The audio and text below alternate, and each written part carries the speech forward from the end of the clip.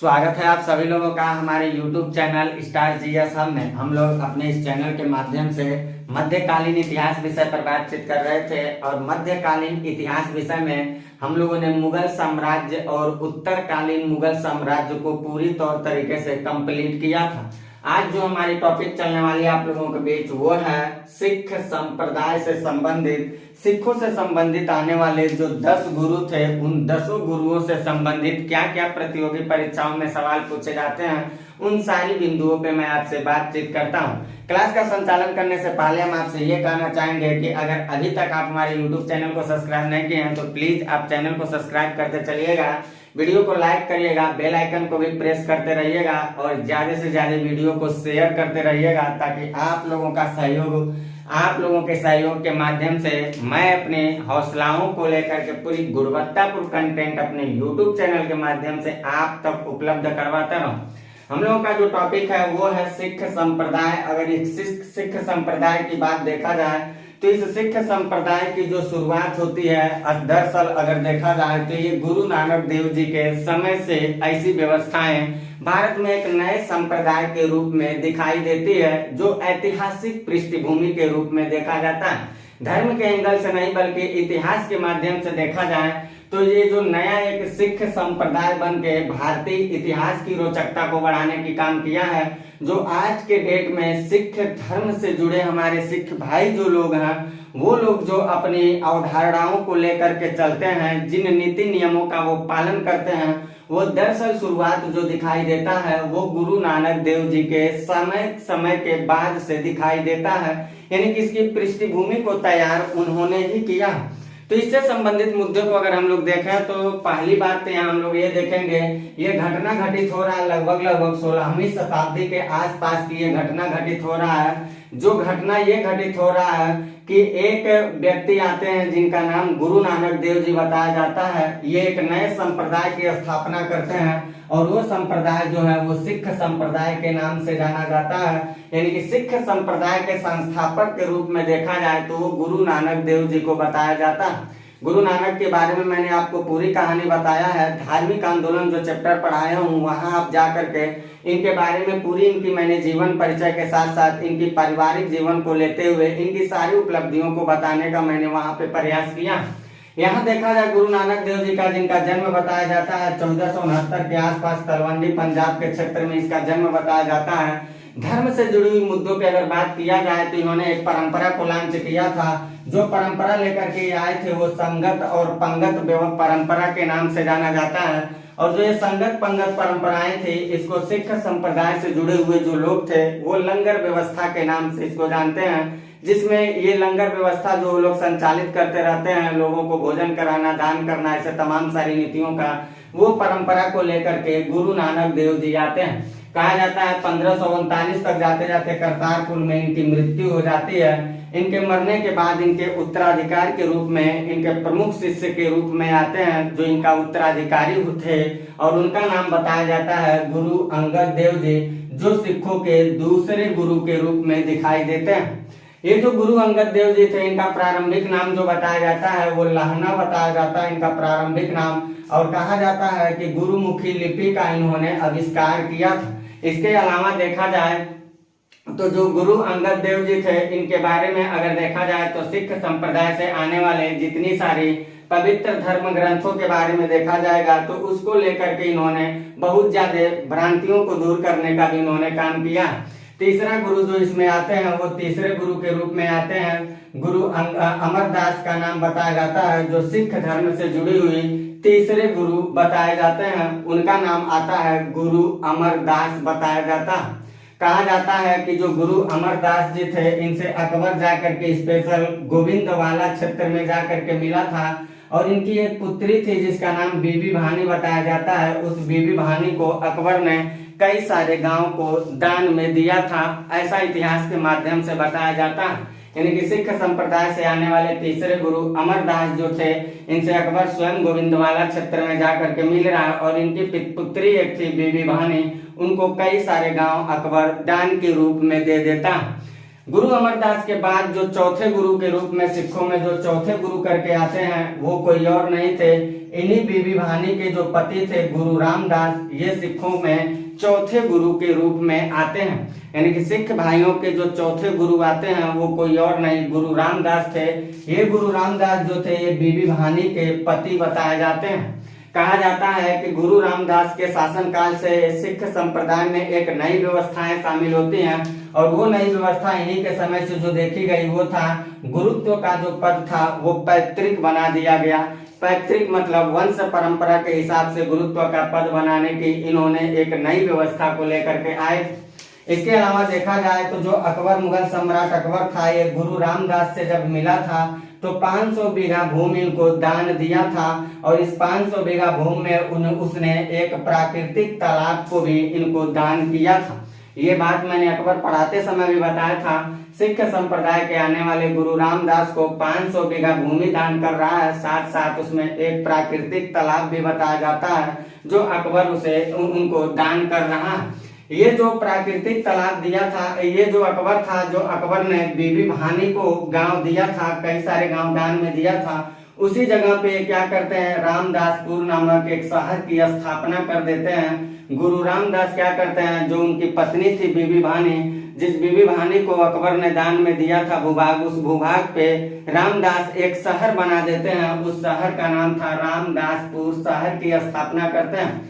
बाद में इसी शहर के ही क्षेत्र में एक अमृतसर नामक शहर की स्थापना किया जा रहा है जो अमृतसर के नाम से जाना जाता है और इसी अमृतसर में एक प्रसिद्ध स्वर्ण मंदिर का निर्माण करवाया गया है जो सिख संप्रदाय से जुड़ने वाले भाइयों के लिए पवित्र स्थल के रूप में भी देखा जाता है, पवित्र मंदिर के रूप में भी देखा जाता है। तो स्वर्ण मंदिर का जो निर्माण चल रहा है ये स्वर्ण मंदिर अमृतसर में है। ये अमृतसर जो बन रहा है ये रामदासपुर शहर जो था वो अमृतसर के रूप में कन्वर्ट हो रहा है और रामदासपुर जो शहर था इसको रामदास जी ने बनाया था अपने पत्नी को, जो अकबर ने इनकी पत्नी को भूभाग दान दिया था, वहीं पे इस शहर की स्थापना करते हैं।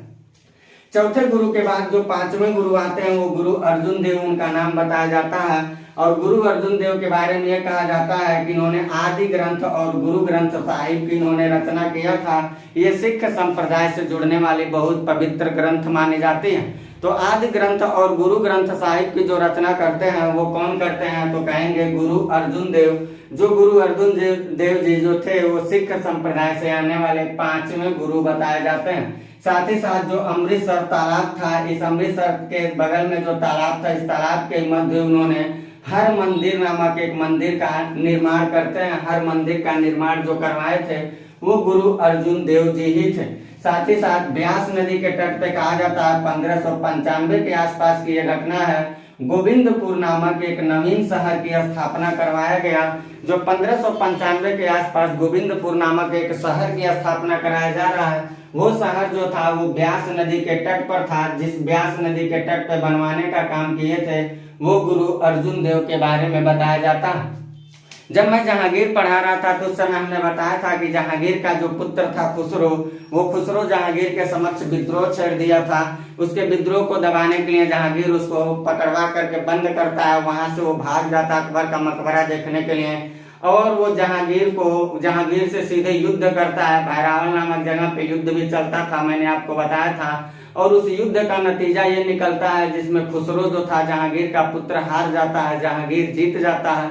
जहांगीर उसको कैदी जिंदगी में डालकर उसको अंधा भी करवा देता है, इसलिए क्योंकि खुसरो जहांगीर को जान से मारने की षड्यंत्र रच रहा था। इतनी ज्यादा जो कामकाज चले थे, खुसरो ने जहांगीर के खिलाफ जो विद्रोह छेड़ दिया था इतने बड़े स्तर पे, जहांगीर ने इस बात का पता लगाया कि खुसरो को इतनी ज्यादा विद्रोह करने की ताकत कहाँ से मिली। तो जहांगीर की जितनी ज्यादा खुफिया थी वो ये बताई कि सिख संप्रदाय से आने वाले पांचवें गुरु जो थे अर्जुन देव, उनका हाथ खुसरो को उत्साहित करने के लिए था। इस बात को लेकर के जहांगीर ने सिख संप्रदाय से आने वाले पांचवें नंबर के गुरु जो गुरु अर्जुन देव जी थे इनको फांसी दिलवा देता है। ये अक्सर सवाल पूछा जाता है कि अर्जुन देव जी को फांसी किसने दिलवाया था, वो जहांगीर ने दिलवाया था, इसलिए क्योंकि कहा जाता है कि वो खुसरो की सहायता कर रहे थे। खुसरो कौन था, जहांगीर का पुत्र था, जो जहांगीर के समक्ष उसी का पुत्र विद्रोह कर दिया था। इस बात को लेकर के इनको फांसी दे दिया जाता है। सिख संप्रदाय से आने वाले जो छठे गुरु थे वो हर गोविंद बताए जाते हैं और कहा जाता है कि इन्हीं के शासनकाल के समय गुरु का जो स्थान था वो सच्चा बादशाह की पदवी को धारण कर लिया था।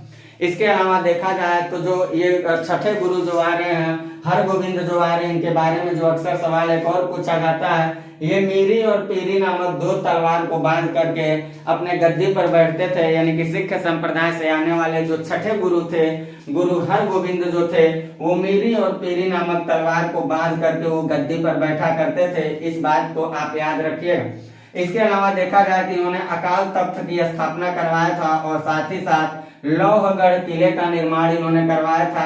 इस लौहगढ़ किले का निर्माण क्यों करवाए थे? तो जो अमृतसर था, इस अमृतसर के रक्षा के लिए, जो अमृतसर की स्थापना की जा रही है, इसकी रक्षा करने हेतु उन्होंने लौहगढ़ किले का निर्माण करवाया था।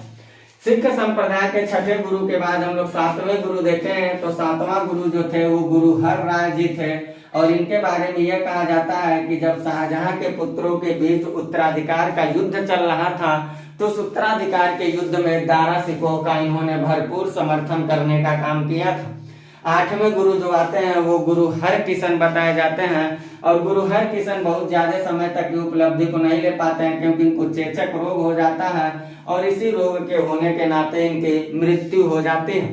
सिख संप्रदाय से आने वाले जो अगला गुरु यानी कि 9वें नंबर के गुरु थे वो थे गुरु तेग बहादुर। गुरु तेग बहादुर के बारे में इतिहास ये कहता है कि सिखों से आने वाले 9वें गुरु जो गुरु तेग बहादुर थे, ये आनंदपुर नामक एक गांव की स्थापना करते हैं और साथ ही साथ इनके बारे में ये कहा जाता है कि जब औरंगजेब का शासनकाल चल रहा था तो औरंगजेब ने गुरु तेग बहादुर को इस्लाम धर्म को स्वीकार करने के लिए दीक्षा देने की कोशिश कर रहा था, लेकिन उन्होंने इस्लाम धर्म को स्वीकार नहीं किया। यही कारण है कि औरंगजेब ने सिख संप्रदाय से आने वाले 9वें गुरु जो थे गुरु तेग बहादुर, उस गुरु तेग बहादुर जी का क्या करता है, हत्या करवा देता है। गुरु तेग बहादुर के हत्या के बाद जो 10वें गुरु आते हैं सिख संप्रदाय से, वो 10वें गुरु गोविंद सिंह जी आते हैं और ये गुरु गोविंद सिंह जी जो थे ये सिख संप्रदाय से आने वाले आखिरी गुरु माने जाते हैं क्योंकि इसके बाद अब कोई गुरु नहीं आते हैं। सिख संप्रदाय से आने वाले 10वें गुरु या कह सकते हैं अंतिम गुरु के रूप में जो थे वो गुरु गोविंद सिंह थे, जिनका जन्म 1666 के आसपास बताया जाता है। पटना में इनका जन्म बताया जाता है जो बिहार राज्य से ताल्लुकात रखता है। यानी कि बिहार के पटना में 1666 में इनका जन्म बताया जाता है। सिख संप्रदाय से आने वाले ये अंतिम गुरु थे। इन्होंने पंजक कार व्यवस्था को धारण करना अनिवार्य किए थे। ये पंजक कार क्या होता है, इसमें सिख लोगों को केस, कड़ा और कंघा, फिर कच्छा और कृपाल धारण करने की इन्होंने बात किया था। ये 5 तत्वों को उन्होंने 5 वस्तुओं के यूज करने की जो बात किए थे सिख संप्रदाय से, केस यानी कि बाल को रखने के लिए, कड़ा जो वो लोग पहनते रहते हैं, कंघा लगाने की बात, कंघा जो होता है कंघी जो बाल में लगाया जाता है। फिर कच्छा की बात उन्होंने कहा तो उन्होंने उन लोग सिख संप्रदाय से आने वाले लोग जो देखिएगा जहाँ होइएगा वहाँ कच्छे का वो लोग उपयोग करते रहते हैं और कृपाल यहाँ पे रखे रहते हैं लोग, कुछ ऐसे रहता है अस्त्र की तरह, वो कृपाल को धारण किए रहते हैं लोग, जिसको भारतीय संविधान के अनुच्छेद 25 में देखा जाए तो सिख संप्रदाय के जो भाई लोग हैं उनको कृपाल धारण करने का अधिकार भी फंडामेंटल राइट के मुताबिक दे दिया गया है। तो केस, कड़ा, कंघा, कच्छा और कृपाल तत्वों को धारण करने की जो बात किए थे वो सिख संप्रदाय से आने वाले जो 10वें नंबर के गुरु थे गुरु गोविंद सिंह जी, उन्होंने इस व्यवस्था को लेकर के आया था। इसके अलावा देखा जाए तो सिख संप्रदाय से जुड़े हुए जो लोग थे उन लोगों के नाम के अंत में सिंह शब्द को जोड़ने की उन्होंने प्रेरणा दिया था। इसलिए सिख संप्रदाय से रहने वाले जो लोग होते हैं उनके नाम के लास्ट में आप सिंह शब्द देखते होंगे, तो इस शब्द को भी उन्होंने इस व्यवस्था को लेकर के आया था। साथ ही साथ उन्होंने पाहुल प्रणाली एक नई व्यवस्था को लेकर आए थे, जो व्यवस्था था पाहुल प्रणाली। इस पाहुल प्रणाली को प्रारंभ किए थे। क्या था ये पाहुल प्रणाली? तो इसमें पाहुल प्रणाली दीक्षित करने वाला एक संस्था समझिए था। इसमें दीक्षित होने वाला जो व्यक्ति होते थे लोग, उनको खालसा कहा जाता था। यानी कि देखा जाए तो 1699 में खालसा जो पंथ चलता है एक संप्रदाय के रूप में जो चलता है, वो खालसा पंथ की स्थापना 1699 में गुरु गोविंद सिंह ही कर रहे हैं। गुरु गोविंद सिंह की मृत्यु 1708 में नांदेड़ महाराष्ट्र के क्षेत्र में बताया जाता है और सिख भाइयों का सबसे पवित्र गुरुद्वारा यही नांदेड़ गुरुद्वारा का स्थापना भी किया जाता है। गुरु गोविंद सिंह के मर जाने के बाद उनके वहीं पे नांदेड़ में ही क्या किया गया, नांदेड़ गुरुद्वारे का निर्माण किया गया। इनके मरने के बाद अगर देखा जाए तो उत्तराधिकारी के रूप में जो लोग आते हैं वो सिख संप्रदाय से आने वाले लोगों में वो गुरु का पद नहीं ले रहे हैं। जैसे 1708 में इनकी मृत्यु हो जाती है तो 1708 से अगर देखा जाए तो 1708 से लेकर के 16 तक का जो सत्ता का संचालन किए थे वो थे बंदा बहादुर बताए जाते हैं। वो बंदा बहादुर थे और हमने फर्रुख सियर पढ़ाते समय बताया था कि बंदा बहादुर की उसने हत्या भी करवा दिया था, मरवा दिया था। सिख संप्रदाय के क्षेत्र जो थे वो पंजाब क्षेत्र उनका सबसे सटीक क्षेत्र था, पंजाब का क्षेत्र सिख लोगों का। और इस पंजाब के क्षेत्र में शासन करने वाले जो शासक थे उनका नाम बताया जाता है दलीप सिंह, उनका नाम बताया जाता है। तो ये जो थे दलीप सिंह जो थे वो पंजाब के क्षेत्रों पे शासन कर रहे थे। 1849 के आसपास की घटना है जब द्वितीय आंग्ल सिख युद्ध हो रहा है। अंग्रेजों और सिखों के बीच में जो दूसरा आंग्ल सिख युद्ध हुआ था 1849 के आसपास, ये द्वितीय आंग्ल सिख युद्ध, आंग्ल मैसूर युद्ध, आंग्ल सिख युद्ध, आंग्ल मराठा युद्ध, ये जो चले थे अंग्रेज मराठों के बीच युद्ध, अंग्रेज और मैसूर टीपू सुल्तान और उसके पिता हैदर अली के बीच, फिर आंग्ल सिख युद्ध जो चल रहे हैं, ये सारे युद्ध हम आपको पढ़ाएंगे। कर्नाटक का युद्ध, ये सब युद्ध हम पढ़ाएंगे, लेकिन वो मॉडर्न हिस्ट्री की क्लास जब लेंगे तो वहां मैं आपको सारी बातें बताऊंगा। जब द्वितीय सिख युद्ध चल रहा 1849 के आसपास में चल रहा था, इस समय देखा जाए तो पंजाब का जो क्षेत्र था ये पंजाब के क्षेत्र अंग्रेजों के कब्जे में पूरी तरीके से चला गया। यानी कि आपको ये देखना है गुरु गोविंद सिंह की मृत्यु के बाद 1708 से 16 तक का नेतृत्व किए बंदा बहादुर। उत्तरकालीन मुगल सम्राटों में आने वाले शासक फर्रुख सियर के समय के काल इनकी मृत्यु हो जाती है, इनकी हत्या करवा दी जाती है। पंजाब जो उनका सेंटर था उस सेंटर पे शासन करने वाले शासक थे दलीप सिंह जी थे। और दलीप सिंह जी जो शासन कर रहे थे पंजाब के क्षेत्रों में 1849 के आसपास द्वितीय आंग्ल सिख युद्ध के दौरान पंजाब जो था वो अंग्रेजों के कब्जा में चला जाता है और दलीप सिंह को पेंशन भोगी बना देते हैं अंग्रेज। और पेंशन भोगी बना करके इन दलीप सिंह को कहाँ भेज देते हैं, सीधे ब्रिटेन भेज देते हैं। इस प्रकार एक छोटे से क्लास के रूप में मैंने आपको सिख संप्रदाय से आने वाले समस्त बातों को यहाँ बताने की कोशिश किया है। इतनी सारी बातों का चाहें तो आप ले सकते हैं स्क्रीनशॉट, इन सारी बातों का आप नोटबुक बनाते हुए चलिएगा। बाकी जब मेरी अगली क्लास लगेगी तो वहां मैं आपसे बात करूंगा मराठा साम्राज्य के बारे में। और मराठा साम्राज्य को अगर हम लोग पढ़ लेते हैं तो वहीं लगभग हमने उत्तरकालीन तो आपको मुगल साम्राज्य के पतन के ही बाद बता दिया है। तो हम लोग उसको समापन करने के बाद अपनी नई पृष्ठभूमि तैयार करेंगे मॉडर्न हिस्ट्री को पढ़ने के बाद। उसके बाद कोशिश हम लोग करेंगे उत्तरकालीन मुगल सम्राट, मैंने मुगल साम्राज्य के पतन के ही संबंध बता चुका। तो इन सारी बातों को नोट करते हुए आप चलिएगा और ज्यादा से ज्यादा आप हमारे चैनल को शेयर करते रहिएगा अपने दोस्तों के साथ। और अगर सब्सक्राइब ना किए हो तो सब्सक्राइब कर लीजिएगा, बेल आइकन को प्रेस करिएगा, वीडियो को ज्यादा से ज्यादा लाइक करते चलिएगा ताकि आप लोगों की सहयोग से हमारी मनोबल बढ़ते रहे और मैं निरंतर आप लोगों के लिए गुणवत्तापूर्ण कंटेंट अपने YouTube चैनल के माध्यम से आप तक पहुंचाता रहूं। तो मिलता हूं मैं अपनी अगली क्लास में और बात करूंगा वहां मराठा साम्राज्य से संबंधित। तब तक के लिए लेता हूं आपसे इजाजत, बाय, बेस्ट ऑफ लक।